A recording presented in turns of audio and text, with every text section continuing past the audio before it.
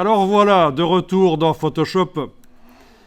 Donc, qu'est-ce qu'on a d'autre comme réglage ici? On ne va pas tout voir, évidemment. Ah oui, ça c'est le réglage de l'interlignage, qui ne servira pas dans le cas d'un titre comme on a ici. Quoique des titres, on peut les mettre sur deux lignes, c'est pas un problème. Hein. Mais voilà, c'est plutôt rare quand on va mettre le titre sur deux lignes. Sinon, il faudrait prendre l'outil texte, se mettre en face du mot ici, la touche retour chariot sur le clavier, ça vous dit rien quand je vous parle du retour chariot, vous avez l'impression que je vous parle de l'agriculture. C'est la grosse touche ici, la touche retour chariot. C'est Enter, absolument pas, vous verrez quand vous êtes dans InDesign, Enter c'est la touche en bas à droite sur le clavier. Ça c'est la touche Carriage Return, retour chariot en français. Et donc, si vous placez le curseur en face d'un deuxième mot, vous allez pouvoir chasser à la ligne suivante, mais c'est plutôt rare. Quand on veut faire un titre en plusieurs lignes, on va plutôt faire plusieurs lignes indépendantes. Donc un deuxième calque avec la deuxième ligne, vous voyez.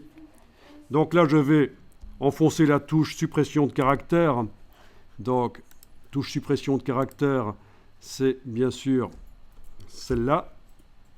Et je suis revenu, j'ai remis le deuxième mot sur la même ligne que le premier. Donc voilà.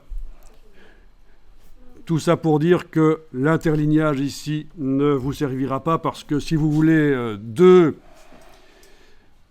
mots superposés pour un titre, vous avez intérêt à faire deux calques texte indépendants. Ce sera beaucoup plus facile pour les positionner l'un par rapport à l'autre, les mots. Avec l'outil de déplacement, tout simplement, la dimension, tout ça, ce sera beaucoup plus facile. Ce sera un bon exercice après, d'ailleurs. Un titre en deux lignes, avec les deux lignes qui sont avec la même police de caractère, mais peut-être pas la même couleur, peut-être pas la même dimension, etc. Qui est quand même un air de famille entre les deux lignes, bien sûr, puisqu'elles vont participer au même titre. Alors, ce que je vais vous montrer ici, voyons un peu la suite. Oui, ceci, agrandir, étirer le caractère dans un sens ou l'autre, il faut absolument éviter. Ah oui, il faut éviter de déformer les caractères, parce que ce n'est pas très apprécié dans le monde du graphisme, ce n'est pas très sérieux. Alors, je vous montre quand même quelque chose que vous allez pouvoir tester avec l'outil de transformation manuelle, pendant que vous avez votre calque texte là activé, donc avec le CTRL-T, édition, transformation manuelle. Si vous enfoncez la touche Shift, la touche majuscule, pendant que vous redimensionnez, vous allez pouvoir écraser dans un sens ou l'autre. Eh bien, ce n'est pas du tout acceptable. Il faut vraiment se méfier de ce genre de choses. Vous pourriez trouver ça chouette, mais non, pas du tout.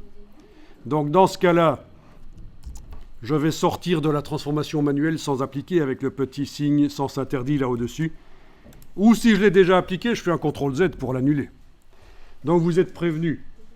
Écraser le texte dans un sens ou l'autre, c'est très mal vu. C'est pas respecter le travail de la personne qui a dessiné les lettres et qui a passé du temps à faire un caractère qui soit visible.